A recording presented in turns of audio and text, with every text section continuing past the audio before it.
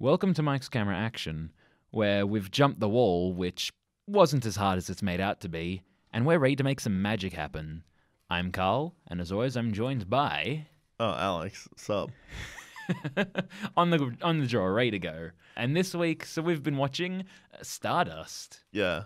It's another Matthew Vaughn film, which we reviewed earlier with Kick-Ass. Yeah, and I really like this movie. Yeah. It's really good. Yeah. I'm really glad this was recommended. By me. Yeah, of course. Because it's one of my favorite movies. Yeah, it's up there, dude. It's really good. This movie's like pretty high fantasy in a way. Like it's very magical and fantastical, and I'd argue that this I think this might have been I wouldn't say was kind of my entry into high fantasy. yeah, Because it took me a while to get into like Lord of the Rings and like the other sort of things that people normally count as high fantasy. yeah. But like I really got into this as a kid. Okay. What year did this come out? I think 2007. Okay, that sounds about right. I thought it was somewhere between 2006 2008. I remember seeing ads for this at one point when I was a child. 2007. Okay. I think I went to see this in like the drive-ins or something. But yeah, I really enjoyed the film. Where do we start with this movie? Probably from the beginning. Yeah. Let's go from the core concept. So you've got these two worlds where you've got England and its intersection with Stormhold, right? Yeah, Stormhold. And the point between these two worlds is the wall. Yeah. Which, as we said earlier, doesn't seem that hard to hop. It's basically like this cobblestone wall leading like in a big line across. Two these characters areas. in the film managed to jump it. Two characters in the easily. film managed to cross over. That's it. Total of two. Which, yeah. Well, no, two characters managed. No, I'm talking about two characters managed to just jump it. Oh, sorry. Yeah. Yeah, both characters just jump it. One manages to jump it yeah. and get into Stormhold. The other gets beat up. Sorry, three characters because the old man also jumps it. Yeah, that's true. It's not hard to jump. It's a pretty low wall. Yeah, it's maybe like 4 feet tall and covered in handholds. So even if you couldn't jump clearly over it, you could just climb it. I feel like it's a wall that I could probably just vault. Yeah. More than anything else. It's not like not that high that I can't just like put my hands on top of it and lift myself over. But of course, if you're going to cross this wall, you don't just hop over the top. You have to go to the breach. You Yeah. have to go to the little spot where it's like kind of crumbled inwards. And there's a Yeah, little the hole in the wall. Yeah, where a nice old man who's however old, like he's been 90 for a long damn time, it seems. Yeah. He was an old man when Tristan's father crosses. Yeah. And he's an old man when Tristan comes. Yeah, he's an older man. He's still an old damn man. Yeah. Like he mentions he's been doing it for 80 years when he decides no more. Yeah, he's probably like 100 or something. Over that, come on. He was not a 20-year-old man when we saw him for the first time. Yeah, but that was like 16 years ago, 18 years ago. Yes, it was 18 actually. Yeah. It was Wow, Tristan's 18. Yeah. That's shocking. Yeah, it was like 18 to 19 years, so he's probably... Fuck this guy. It could be anywhere between 80 to 100. Yeah. Wait, Fair. maybe not 80.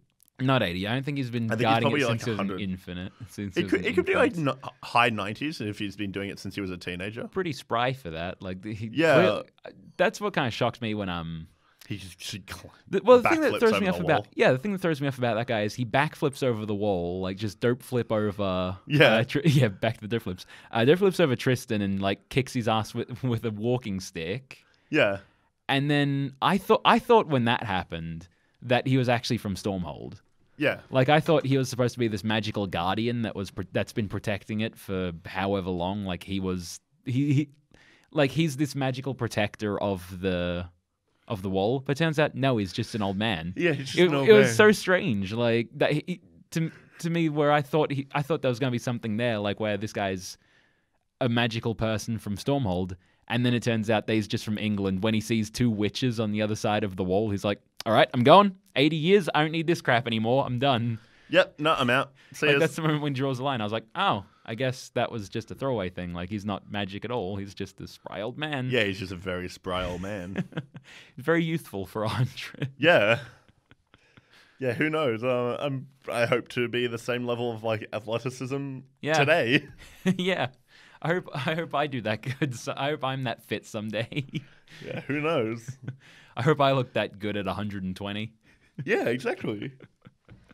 I do like the differences in the two kingdoms though. Like, Yeah. you got England, who's like about, I'd say just before Victorian. Like I think that sounds about right. there are no like, there's no like signs of like intense industrialization, but it's just before it hits. Yeah. There are signs earlier they do write a letter to like an astronomer about the falling star. Yeah. And like there's the big brass telescopes and stuff. So I think it's, just before industrialization in England. And then you've got Stormhold, who's still in that, not quite medieval, but like fantasy medieval. Yeah. It's kind of like, it is that very much like Fantasyland approach where it's not any specific exact period in time. Yeah. But it's very recognizable in a way. Yeah. Like you get that it's the fantasy realm. Like everyone's carrying swords. Yeah. People are carrying swords, people, just rolling around on horses. Wagons are super common. It's all that sort of like just fantasy stuff. Yeah. But also everyone has beds and some other things. Yeah.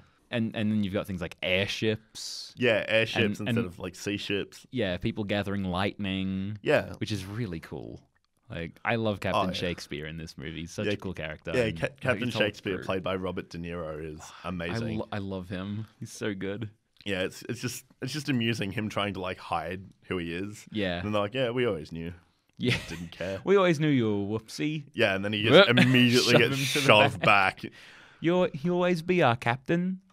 Yeah. I love that. That's so like the crew's so sweet. I just love how accepting they are. Everyone in this movie is just so like accepting and lovely. Except the ones that are trying to kill each other. Except the monsters. But even then they're like accepting of the way things are in a way. Like you've got the 7 brothers there who are all trying to kill each other because the last one standing is king. Yeah, so they're all playing out their treachery. See, that's how the king of Stormhold has decided, is that you have to be the last one standing. Yeah. The king references the fact that he bumped off his other brothers before his dad died. Yeah. Whereas he's like, nah, it didn't happen this time around. So you guys So get to work, dumbasses. Well, when you think about it, they didn't have to kill each other. They just had to find the stone. Yeah.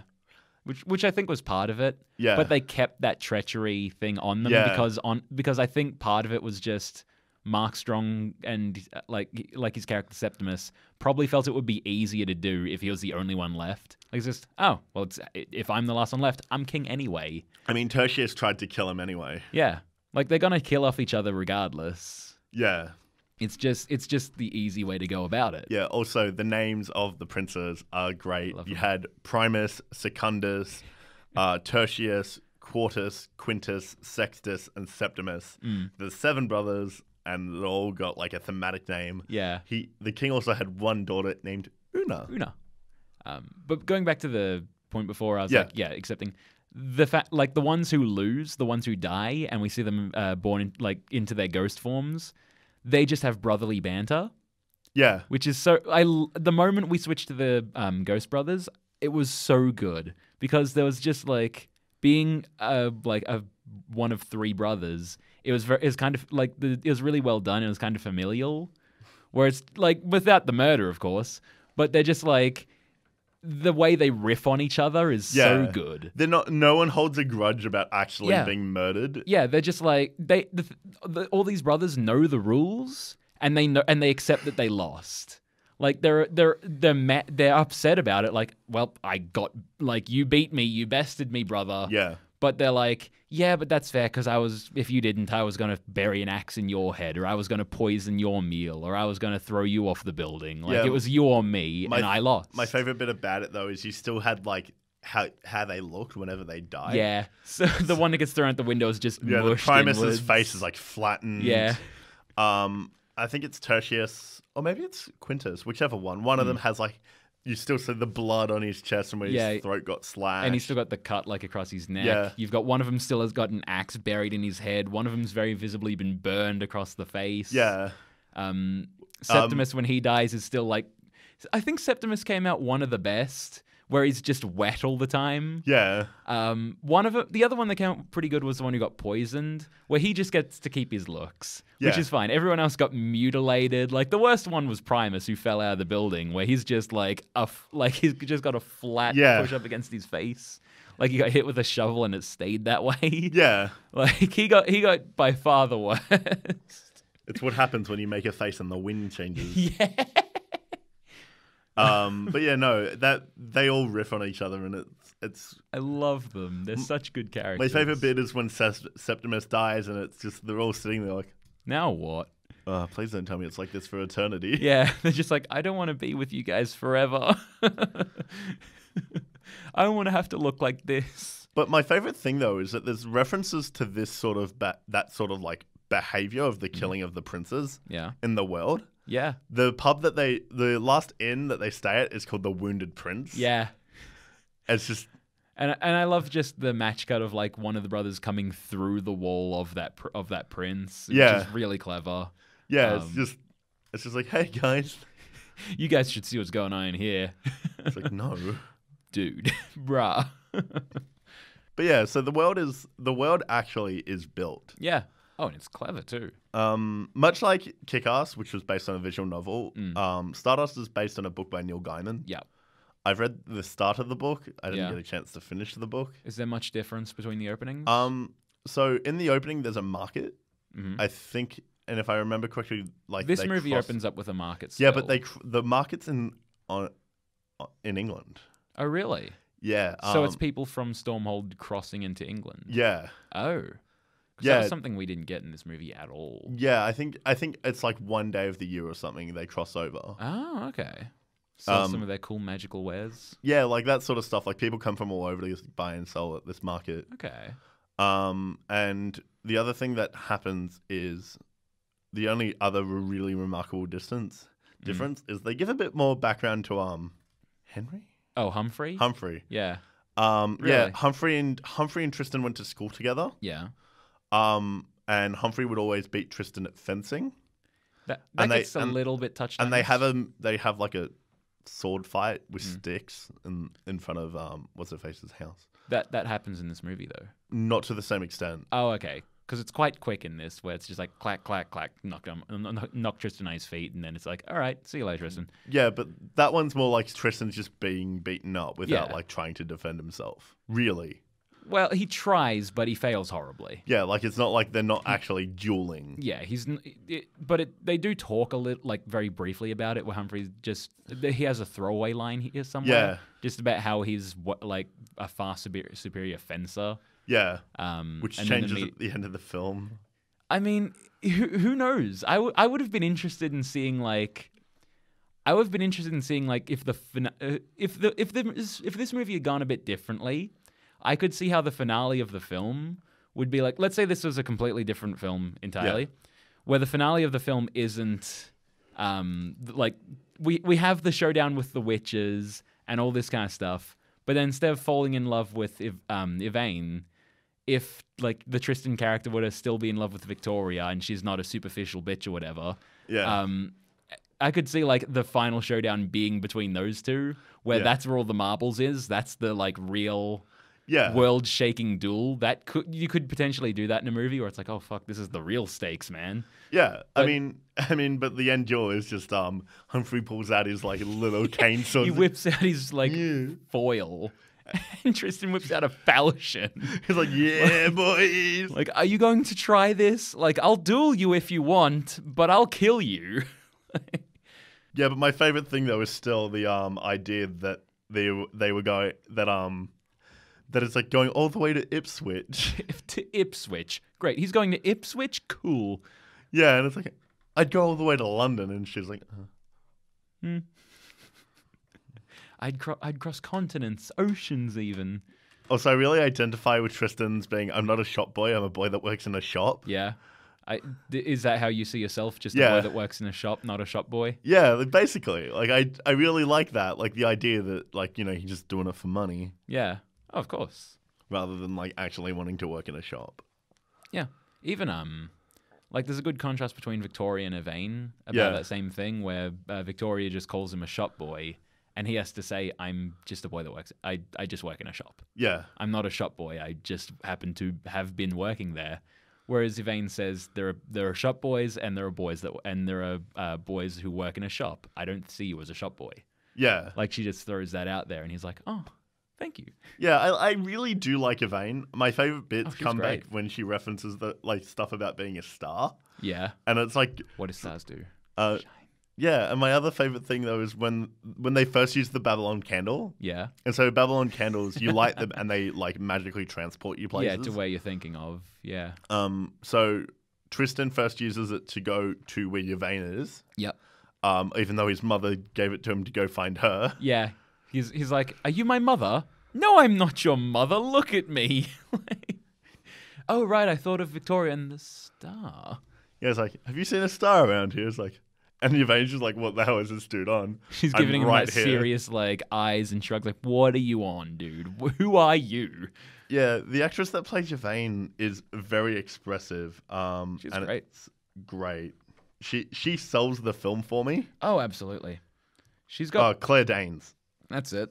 Yeah, she sells the film. Like her like expressions and like motion just like makes it so much better. She has my favorite line in this movie, which is it's about a little over halfway through when Tristan mentions, like, he's talking about Victoria, and he says that, "Oh, I'm bringing you to her to prove the way I feel about her." Yeah. And she has the line, which I had to write down the exact thing here because I think it's so great.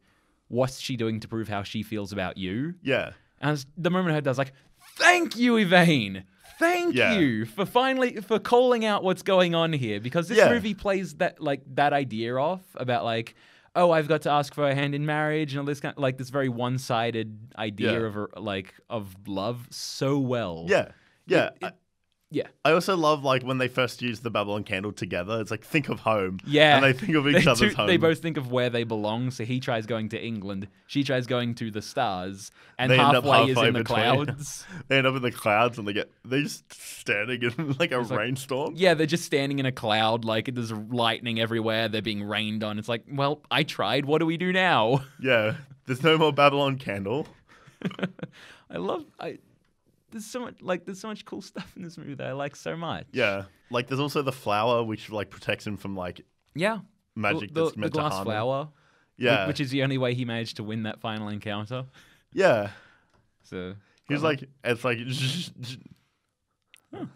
which, by the way, the fight with the witches where Septimus and Tristan are taking on the witches' coven. It's so great seeing those witches' powers come into effect, where Septimus is fighting one of them, and she's just using like heat spells and fire spells.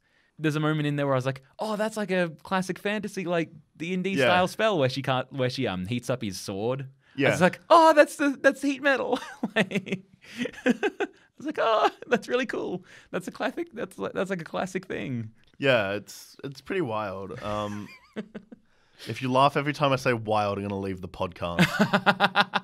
Okay, noted. I was telling you this earlier, like I hope someday someone loves me enough that they're willing to fight, that they'd be willing to like do what Tristan does in that encounter where he sees the hag, like the witch, just break Septimus, like just totally ruin him, break his arms with a plasticine doll and drown it, and then he's still willing to say, "I'll fight that." Yeah. Well, I was about to say, some of that encounter, like, sort of is dumb. Like, like they just release the animals and the animals do all the work for one of them. One of them, I don't even remember how she dies. She just dies. The first one, which is the one that's like throwing fire at Septimus, he just skewers with a glaive. Yeah. Like, he just picks up a sword off the ground, just chucks it at her and impales her. Yeah. Which, this movie's like PG-13, but there's a lot of violence in it, which is like kind of hidden.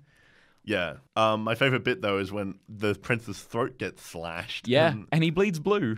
Yeah, I love that because they're blue bloods. Is the royal bloodline blue, or is it just people bleed blue? I don't know. The royal bloodline. Specifically the royal bloodline. Yeah, because it's a joke. Because royals are referred to as being blue bloods. Fair enough. And they in this world they are. Huh. I didn't realize that the narrator was Ian McKellen. Yeah. Picked up on that immediately. It's great. I love him so much. So great. All of this film is like well put together. Like there is definite like building around it. Yeah. What are you laughing at now? I just read one of my notes, which is really early on. "Ah, yes. Let me bring this kidnapped woman to the woman I wish to marry. That'll convince her."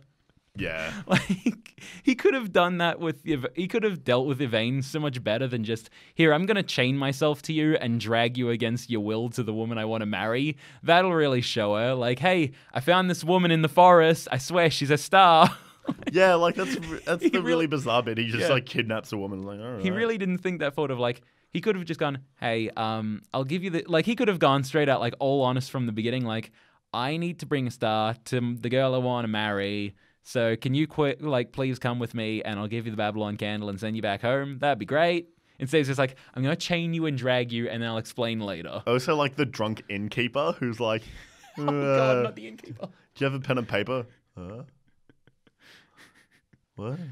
And then he like butchers the message. The message, I love that message scene, even though it's so painful and like just heart-wrenching, where the message, depending on the inflection, is completely different. Like the way he tells it was, I found my true love. I'm going out and I'm going to see Victoria. And then that's the message he gives. Yeah.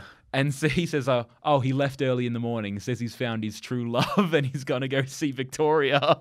It's just like, but he meant like, no, I found my true love, which is you, Yvain.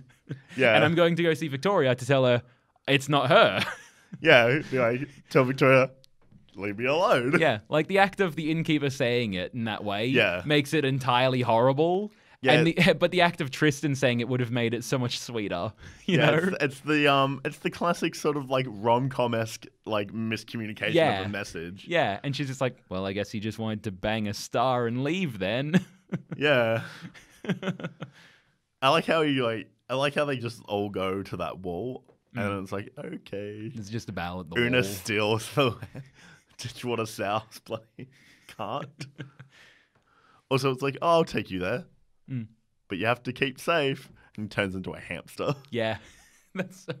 Just turns him into like a little ferret or whatever. I think, no, it's a mouse. And it's like, yeah, I feel like cheese. You just... I thought you just wanted cheese. Yeah.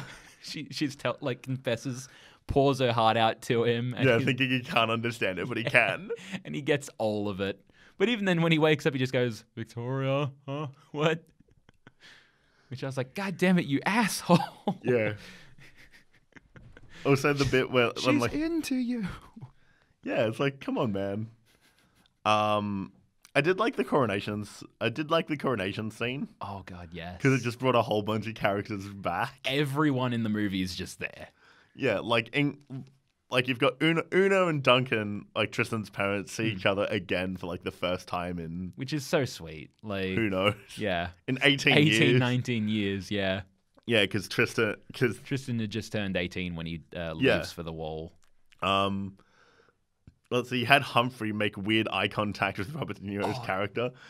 Like sold it. Yeah, which was so good. And like Captain Shakespeare kind of winks at Humphrey and Humphrey's like, And Victoria looks at him like, there's a brilliant moment in that movie where I was just so happy, which was seeing Humphrey and Victoria sitting next to each other, and they're miserable. Yeah. I was just like, oh, sweet justice. Yeah, Perfect. they hate each other. But exactly, like Tristan's gone on this great adventure and found love, and also in the process has gained immortality and reunited his parents. Yeah. And also, has become the king and has gone this great, gotten all this stuff from it.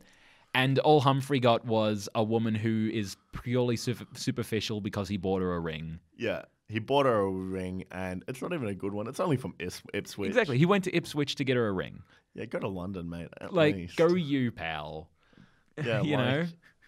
Like, sure, the guy, like, she's only into him because he's, like, handsome. Like, he's a charming dude with some, with, I guess, enough money to go to Ipswich. Yeah. And he's only into her because she's attractive. Yeah. Like, that's all she's got. But even though, like... well, she's kind of pretty. No, but, like, I meant, like, from some of the, like, side-eye that you get between Shakespeare and Humphrey. Oh, yeah. Whether or not he's really into that. Yeah. Which is fine. Like, I like that because it adds a bit of depth to characters, especially when like Victoria notices and is like disgusted, visibly disgusted at the idea.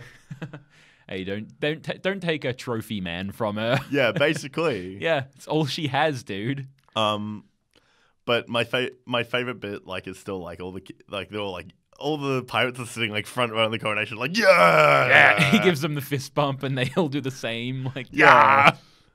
I love the pirates. I love those guys. Yeah, those guys are all like pretty chill. They're awesome. Like the support they have for their captain is so great. Like they see Septimus go off like to hunt down the captain and interrogate him, and they're just like, all right, well, I guess we're killing his crew and saving our captain. Looks like we're in a sword fight now, boys. Yeah, and they just start it because they're like, we have to help our captain, guys. We're doing this. No, my favorite bit though is how that encounter starts with the music playing, Yeah. and they all like pull out all the guards pull out their swords, like really like They bow, and then one of them just jumps in and axes the guy. yeah, just like and all the pirates just like bounce in. Yeah, they're all like, Beautiful. honor, wha-bam. Also, I like Tristan's GTA style haircut, where he goes in for a haircut and ends up with longer hair. Yeah. He comes out really dapper though. Like Yeah, Captain Shakespeare hooks those two up. Yeah, no, Captain Shakespeare knows what's going on, knows what looks good. My favorite bit though is it answers the question about my favorite bit though is that seeing Charlie Cox as like young Tristan in comparison to seeing him as Daredevil, and seeing Henry Cavill as Humphrey rather than like the super buff Superman-esque type thing. Yeah. And it's great. Like seeing those superheroes before they were. Yeah, like Charlie Cox isn't like unfit in this film, but he's not like the buff. Like he's not as cut as he is. No, he's not cut. He's like he's athletic, but not cut. He just seems like a healthy guy. He's not. Yeah. He's not particularly jacked or anything. No one's really He's jacked just a in this dude. film. Yeah. Unlike Henry Cavill now, who. Well, yeah, I'd say Henry Cavill now, who like in Mission Impossible 6 is like ripping out of his own button-up shirt. Yeah, like and so Charlie Cox to an extent in Daredevil, not as much. He's not like Charlie Cox in Daredevil is not nearly as jacked as like not nearly as much as even like Chris Pratt did for Guardians of the Galaxy. Yeah, but like he's in good shape, but he's not like the superhero. He's not gone the full-blown superhero diet that No, like, but to be fair, Chris Evans. to do it for like a TV series is Very difficult. They don't have the work to do that. Yeah, that's long-term maintenance. Yeah. But even then, Daredevil, like the character of Daredevil isn't even... It doesn't make sense that he would be as jacked anyway as Superman or Captain America. Yeah. He's just a guy. He's relatively cut, but like he's like not super jacked. Yeah. He's got an ability. Yeah. He's got a boxer's strength, that's it. Yeah. Or an MMA fighter. Yeah. So I really like it though. It's just like, oh, little Charlie Cox. Yeah. Little baby Charlie so Cox. Innocent, and then you see like grizzled Daredevil. Just angry at the world. Gonna clean up crime in my town. Got his Catholic guilt superpower on. He jumps around like he's in a corridor all of a sudden, and bam, Daredevil. Unfortunately, he doesn't get too much super cool fighting on in this movie. There's not a whole bunch of fighting going on in this movie anyway. You're right. No. A lot of it gets hidden away. Yeah. They have to obscure a lot of it. Yeah. There's a fair bit of especially with the witches, there's a bit of gore going on. Like you see them butcher a couple of animals every now and again. Yeah. There is the witch that was holding Una as a slave. She just gets her head blown off. Yeah, Ditchwater Sal. But because it's not like a bloody blown off. No, it's just like... It's vanished. But her head just goes and is just green fire where it was. Yeah. And I was like, holy crap, can they show this in a movie? She's stumbling around without her head on. Yeah, but it's played for laughs. That's I know, the worst. But that's horrifying. That's the bizarrest bit. Then she just flops down the ground and burns up. And I'm like... Like right towards the ending, I was like, hang on, this movie's PG. Where we get like... One of the brothers gets his throat slit in a bathtub. A witch gets her head exploded, then incinerated. Yeah. And then Septimus throws a glaive through a witch and pins her to a wall. Then he drowns. And then he drowns. But like you see his arms bend the wrong way. And... That was horrifying, by the way. Yeah. Like that was the moment where I was like, yeah, no, I haven't felt this about anyone where I'm not in Charlie Cox's situation. I'm not going in for her. She can have that immortality. I'll leave. You know what? Maybe Victoria was worth it. I don't know. Yeah, but like that's the point where I'm like, if I watch a witch break a man, like just snap him like a twig and then drop him in water and kill him, I leave. Yeah, I'm out. Oh, actually, I'm not heroic enough. You know what my favorite bit though? Shoot. You reminded me of one of my other favorite bits in that fight where Charlie Cox Tristan is trying to do the classic like fantasy cut the chandelier right up the rope, take out the villain. And he does it 3 times. He does 3 ropes. He cuts one that's like drops the chandelier into the water, like into the fountain. Yeah. Cuts the next one which misses the witch by about a second. And almost hits Yvain. Yeah. And then drops the third one, which finally hits Septimus and is the right one. Yeah. Which is like, oh, sure. You had plenty of time, dude. He just flies up, kicks her, and it's like, what the? I love the zombie fight with Septimus. Yeah. Where it's just his body like all limp and flailing about like with the sword. So he's just like full bent over backwards, but his arms up and just like fighting dexterously with the sword. He's like dragging an ankle, like that kind of stuff. I thought that was really well done. It's basically like floating off the ground almost. Yeah. Like just hit, like it was such a good depiction of like a body being puppeted. Yeah, it was so good. It was really. I saw that and I was like, hell yes, that's how it should look when like a character's being puppeted around and thrown about. Yeah, it's not. It's especially like it's no one's fighting it. It's just constant. Yeah, it's just like a dead look on his face. His head's not even being used because she's got no interest in like anything in him but the sword hand, and that's what she's controlling. So he's just shambling along in order to slash at him. But even then, it's only like parries like up or like to the side sort of thing. And like you see Tristan just slashing him and stabbing him, and it's having no effect because he's just a body. She's just like it's literally just a puppet coming at him. It's so well done. It's so well It's really cool. I love that. Yeah, I just like the idea that so I really like the magic in this film. Yeah. Like I know you've spoken a bit about it, but like overall, like there's flowers that protect you. Mm-hmm. There's like the king was able to use some minor magic. I wouldn't even say minor. He took his amulet, faded the ruby, and chucked it into the stars. Basically, threw it into space and knocked the star to Earth. Yeah, that's pretty potent. Yeah, stuff. Yvain mentions like it's just enjoying my time until I get hit by a bloody rock. Still someone beamed me with a rock. Yeah. Which makes me wonder, like, how do the stars sort of live? Is there like just... That's what I wonder. What do the stars look like in space? Do they all look like what Yvain does in the other depiction of a star we see, where they're just like in those robe things? Yeah, that's why I wonder. Like, is she a human when she's on the human world? Yeah. Or is space just a whole bunch of like people floating, shining really bright? You know? What happens to Tristan? Does he becomes a star? Yeah, like at the end of that movie, because like at the end when they use that when Una gives them a Babylon candle, so it says like in narration after their children and grandchildren had all grown up, they took their place among the stars, and we see like 2 more stars added to the sky. Yeah. But like, are they like light years apart, or are they like together? That's what I thought, because I thought they were surprisingly far away. Like I was expecting just 1 star to light up, and it's like, oh, there's 2, and I was really heartwarmed by this by the ending of this movie.